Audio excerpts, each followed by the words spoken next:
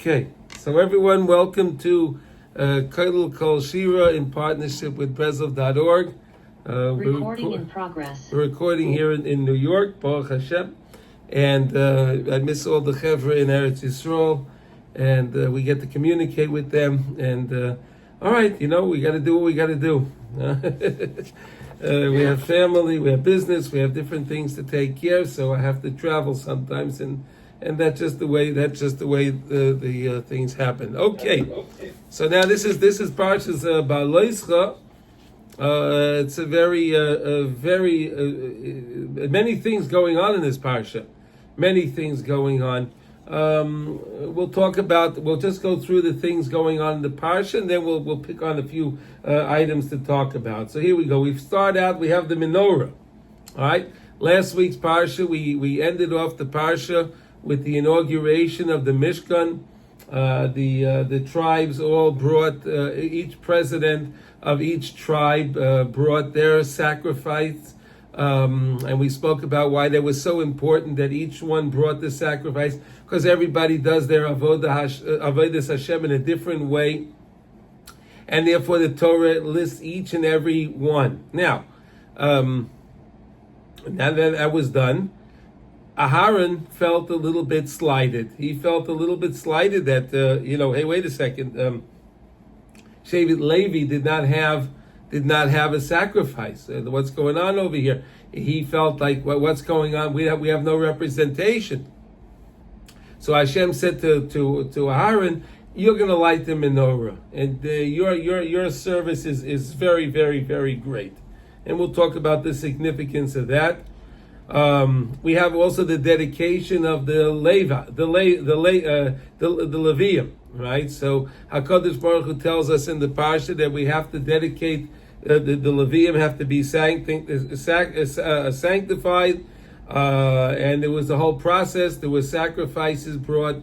They got sprinkled, and they were they were actually waved, right? Aaron HaKohen actually went and waved every single one of the Levium. There were about 22,000 of them. It was unbelievable. And one of the Levium that he waved was actually Korach. Okay, Korach was considered a Levi. Korach was one of the Levium that were waved, and we're going to see that's very significant for next week's parsha, and the parsha after that, when it came to the Meraglim, next week's parsha Shalach, and then we have Parshas Korach. Okay, in the parsha we also have Pesach Sheni, right? We had the group of Jews that were involved in moving the Aron of Yosef and the Shvatim, and they were not pure, because they came in contact with the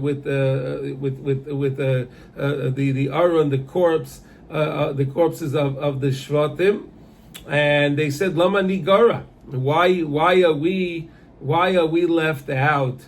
Why are we left out? That was such important words, because we see that from those important words came a new mitzvah in the Torah of Pesach Sheni that we get to celebrate today also. It's a beautiful, beautiful thing, so that's something very, very, very special. Pesach Sheni. Then we talk about the Anani HaKavod, right? The Anani HaKavod.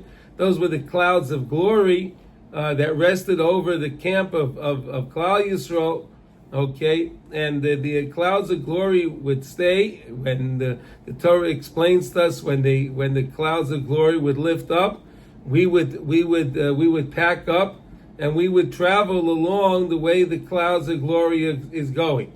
So the clouds of glory were our first actual GPS. Okay, we had no idea we were going. The way many times today we get into our cars and we have no idea where we're going, we follow the GPS. Well, that was the first GPS, because the clouds of glory would lead the way, and we would follow the clouds of glory, and that's how we would know where to go.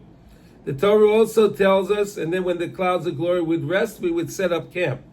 Then we have the Chatzotzrot. We had the trumpets, right? HaKadosh Baruch Hu tells Moshe Rabbeinu that they should make these silver trumpets, and they would use the trumpets. They would use the trumpets for communication. They would use the trumpets to warnings for gatherings, and there were different sounds of the trumpets. And they knew based on the sound that the trumpet was doing, they knew what the event was. Okay, and I mean, and now, okay, and I mean that's the general consensus of the parsha. Okay, we have well, I mean there are other things as well, but those are the main things. Let's talk a minute for a second about this idea with Aaron and the fact that he didn't have an inaugural sacrifice like all the other tribes had. They had their inaugural sacrifice. Aaron did not have his inaugural sacrifice, and he felt slighted. Now the Medrash says that Moshe Rabbeinu told Aaron that he's supposed to light the menorah. And Aaron said to Hashem, he said, Hashem, look, I understand you want me to light the menorah. However, isn't it true, Hashem, that your light fills the world and fills all world and surrounds all worlds? So what is the light of these candles, these 7 candles that I'm going to light? What are these candles going to do if your light is so powerful, Hashem? And Hashem said to Aaron HaKohen that, I want to use your light. I want to use your light to light up the world. And your light is going to be the light, and yours is going to be the light that's going to lead, that's going to illuminate for Klal Yisrael all through the years. And we still deal with that light today. That's the light of Hanukkah. That's the light of every night, every Friday night when the ladies light their candles. How special that light is. That's all connected to the menorah. All connected to the beautiful service of the menorah. It's unbelievable to understand that.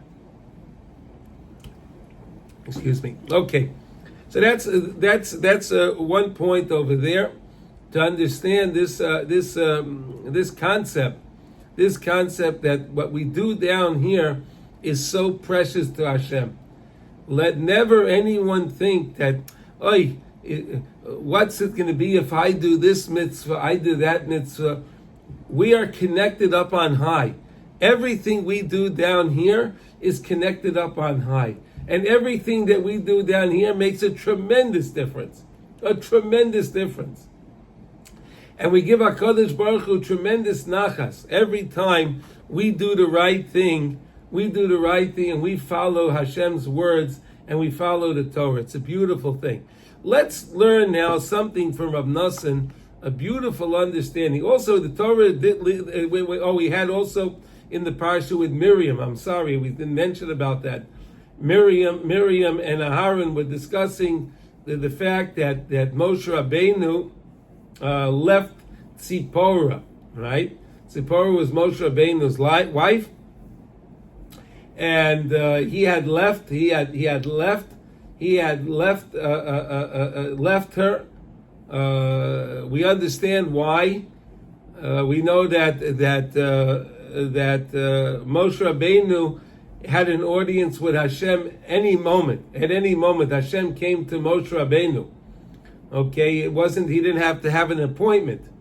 All right. So now when Hashem would come to Moshe Rabbeinu, if Moshe Rabbeinu would be with his wife, he may be impure. And how can he speak to Hashem if he's impure? So Moshe Rabbeinu chose to leave his wife, to separate from his wife, and Miriam didn't think that was such a good idea, because she said, there were other Nevi'im. We talk about the Nevi'im. We had the two Nevi'im we speak about in the parsha were Eldad and Medad. Eldad and Medad were in their tent, and they were being misnaveh. They were giving over They were giving over a nevuah. The Medrash says, what was the nevuah they were giving over? They were giving over the nevuah that Moshe Rabbeinu wouldn't be the ones taking Klal Yisrael into Eretz Yisrael, but it would actually be Yehoshua. You believe that? They were giving over that nevuah. That was their nevuah. Now, since Miriam was speaking lashon hara on about Moshe Rabbeinu, she got tzaras. And Moshe Rabbeinu davened to Hashem these very famous words: Kel na refa na la, Kel na refa la na. He davened to Hashem, please heal her. There's a lot is written on why is it Kel na refa na la. Na means please. It also can mean now. So most Mefarshim explain it that Kel na, please Hashem, heal her na now. Do it now. Okay, that's most Mefarshim understand it that way. All right. I want to see something now very beautiful on the Menorah, talking about the Menorah. Also says that Moshe Rabbeinu is Anav Mikol Adam. Right? The Parsha says that Moshe Rabbeinu gives the title to Moshe Rabbeinu that he's Anav Mikol Adam. I want to show you how that connects to actually the Menorah, the beginning of the Parsha. So here we go. This is a lesson from Rav Nosson. It's a fascinating lesson. And here we go. Maaseh Menorah. Isa, it says in Bamidbar Rabbah in Parshas BeHa'alotkha, right? Here we go. Moshe Rabbeinu al v'shalom niskashe me'oid al Maaseh Menorah. Moshe Rabbeinu had a lot of questions when it came to building the Menorah. He had a lot of questions. Moshe Amar Rabbeinu Zal b'yosem mevoy b'midrash Rabbah Parshas BeHa'alotkha Parshas Tezvav. Muva b'Yalkid Ruveni, Parshas Teruma, also it's brought in the Yalkid Ruveni. Rav Nosson's bringing down here. He had a lot of questions on how to build a Menorah. Hashem Yisbarach revealed to Moshe Rabbeinu, Chaza v'shachach ma'aseh kisheyorad. He forgot. Moshe Rabbeinu didn't get. He couldn't understand this idea with the Menorah. He didn't understand this whole process of making the Menorah. Hashem showed it to Moshe Rabbeinu by himself. Taught him how to make the Menorah. He comes down because of his shachach. V'chein kama pa'amim. And Hashem had a lot of mercy with him, a lot of patience. Look how much patience we have to have with people. Sometimes we're trying to explain something to somebody and they don't understand. So you explain it again and explain it again. Don't lose your patience. Explain it to them. You see, even HaKadosh Baruch Hu did this. Moshe Rabbeinu didn't understand. Again, this is Moshe Rabbeinu on his great level. Moshe Rabbeinu didn't understand the Kama Pa'amim. It says, V'chein Kama Pa'amim. This was many times. Until said HaKadosh Baruch Hu said, Lech Eitzel Betzalel. He said, HaKadosh Baruch Hu said, go to Betzalel. V'hu Yaseh Oisai. Hashem said to Moshe Rabbeinu, okay, I see you have a mental block in understanding how to make the Menorah. Okay, go to your student Betzalel, was a young boy. He was a young boy, 12 years old, a young boy. Go to him, and he will make the Menorah. Umiyad asa oisai Betzalel. And right away, in an instant, Betzalel made the Menorah. Hischil, Temeya, V'omar. Moshe Rabbeinu was so worried, he was wondering. V'omar. Ani kama pa'amim hera li HaKadosh Baruch Hu v'niskasheti la'asoisa v'ata sheloi re'isa asisa midatecha. He said like this, Moshe Rabbeinu saying, Hashem showed me all these times. He showed me how to do this. He showed me how to make it. He gave me the instruction manual. He gave me the schematic. He gave me the instructions on how to make the menorah. I could not do it. But you, Betzalel, from your own knowledge, you were able to figure out how to make the menorah. Moshe Rabbeinu was totally baffled. He was totally baffled by this. Betzalel kel. Betzalel is a hybrid word. It has two words in it, right? Betzel, in the shadow, shade of kel, of Hashem. Hayisa oimed kishehera li HaKadosh Baruch Hu asisa, hu ayasa. HaKadosh Baruch Hu was showing Moshe Rabbeinu how to make the menorah, and Betzalel was looking from behind. He was looking in, and he saw how to do it.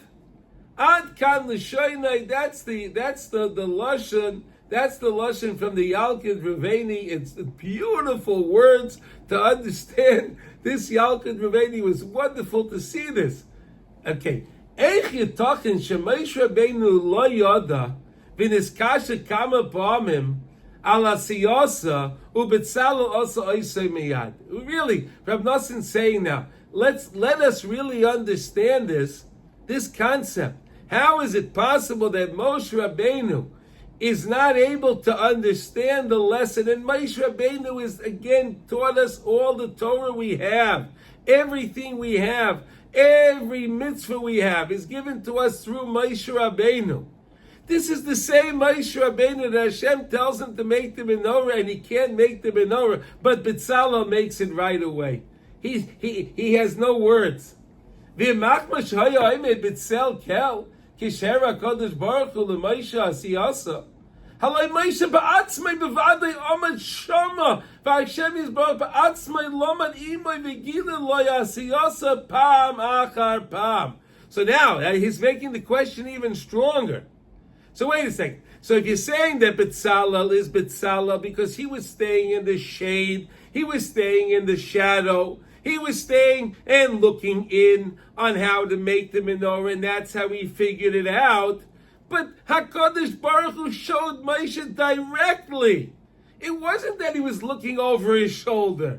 He was showing him directly how to make it. How is this possible? How do we understand this? He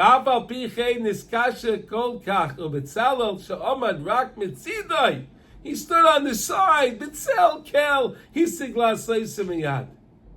He says like this: Im Rabbi loy shana chia min ha'oleh. Ach ma she'efshel lahavin bezeh meirachoik anu mechiyavim lachta leforesh divrei Rabbi Seinu Zal. Let us really understand these words. Let us dig deeper into these words. HaKadoshim ha'amukim mi'oid ma'oid ki bevadai Moshe niskasha ma'oid ma'oid kama pa'amim b'masei menorah. Yeah, Moshe Rabbeinu asked many times on how to make the menorah.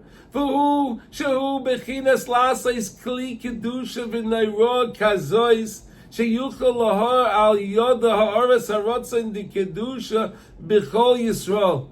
Moshe Rabbeinu wasn't asking how to make the menorah. Moshe Rabbeinu was asking, how do I make a menorah that can illuminate the soul, the neshama of every single Jew? How do I do that?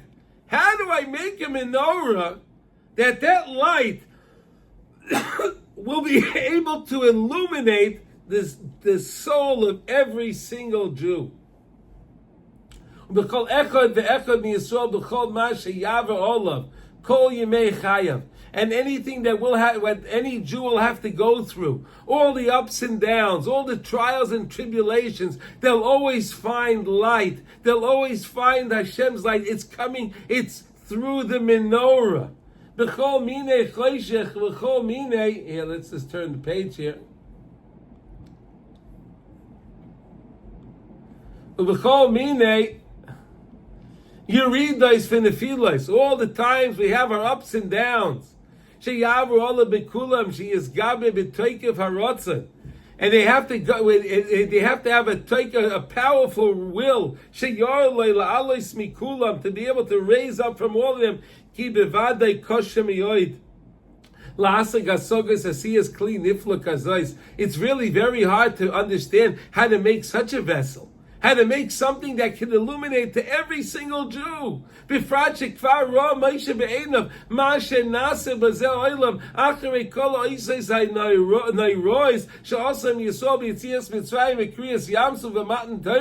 Rabbeinu saw already. Wait a second. He saw the questions that were asked to him while we were going out of Mitzrayim. By Kriyas Yamsuf, how we complained to HaKadosh Baruch Hu, how we complained by the Yamsuf and by Matan Torah. We saw what happened over there with the Egel Azov. He saw all the things that happened. Achakach osu masha osu v'haven v'roa kama v'kama kosher lazo leval bechira. He saw how difficult it is to help a Baal Bechira. We all have free choice. Moshe Rabbeinu realized that HaKadosh Baruch Hu insists that we have free choice. And he realized this is very hard. The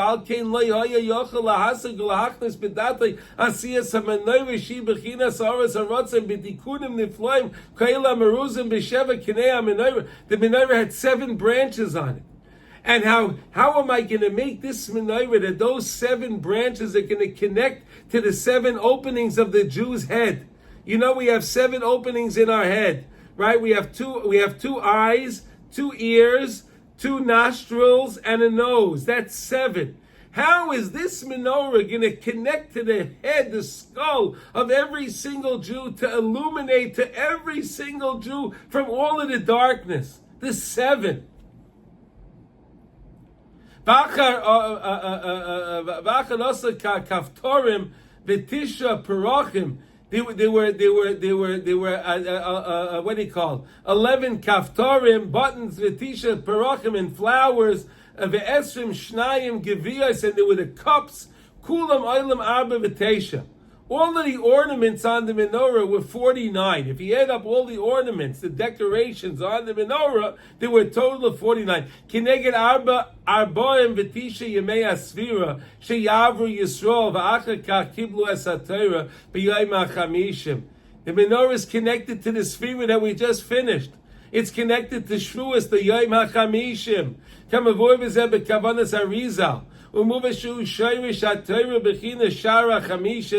Torah, the 50th gate, the highest level. His Sigur Moshe Bechayev, that Moshe Rabbeinu didn't even understand this level of the Torah, the 50th gate in his lifetime. He didn't understand the Rak Be'ez Istal Kusay Nistalek L'Sham. Moshe Rabbeinu came to that place of Rava the Ravin. He came to that place of Rotzen Shibur Rotzen. He came to the place of Keter. He came to that place when he left the world. Kisham Hu Bechinas Rotzen Elyon. Bechinas Rotzen Shibur Rotzen. Shemachnes Teikiv HaRotzen the kedusha believe kol Yisrael sheyolem b'chol minei choshech v'al kein eskashe al zeh meyoid. Therefore, he asked a lot of questions on this. He asked a lot of questions. How am I going to make him a menorah like this? Aval Betzalel shu bechinas Talmud HaHogun. But Betzalel was Moshe Rabbeinu's faithful student. He was a proper student. Havin v'ra Betzalel sheman is kasha Moshe kol kach hu machmas oitzim in v'nosanu. It was because of his tremendous level of humility. Moshe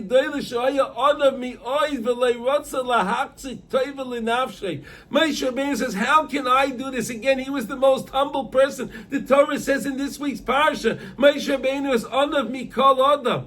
Come avoid b'makei machem b'rayim ehim the parshas ba'aloischa the Zohar Kodesh in the place of the section of the Zohar Rayim him the faithful shepherd talks about this. V'al kein kashe kol kach v'loy oven eich yasa menorah b'tikunim ka'ela sheyar rotzen lenetzach mech m'she'evin sh'adava toli b'y shetzarech hu nichlal kol kach b'rotzen elyon ad sheyuchal achnes harotzen lenetzach b'Yisrael. V'hu ben v'avunasei lo'haya yochel lahasik. He didn't want to understand this. He didn't want to understand like koyach kazed. He had such a koyach to do this. V'al kein kashe mi'oid al zeh.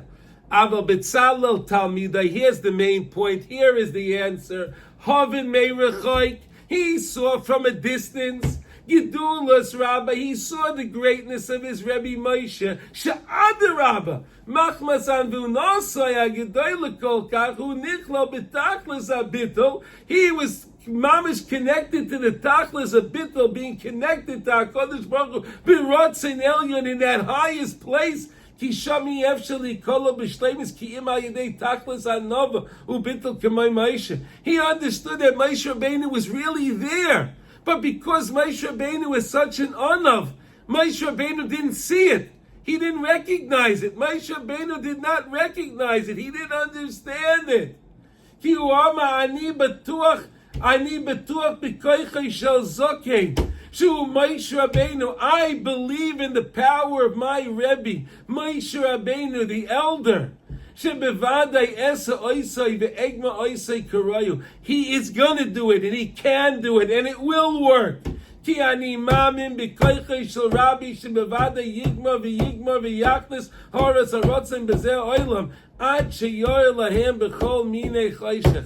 it can, and it will. And you should know, Chevra, every time we need to have, we need a little bit of chizuk. Look into a candle. Look into a candle, see the light of the candle, remember your neshama. That's connecting back to the menorah. Unbelievable, a candle. Because a tzaddik doesn't know how great he really is. A tzaddik doesn't know.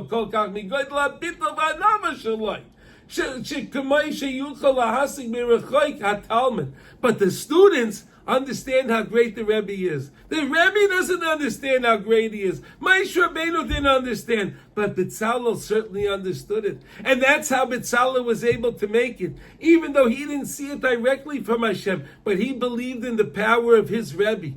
And because he believed that his Rebbe can make this awesome menorah, and this awesome menorah that will be able to illuminate to every single Jew and every single trial and tribulation in their life. And he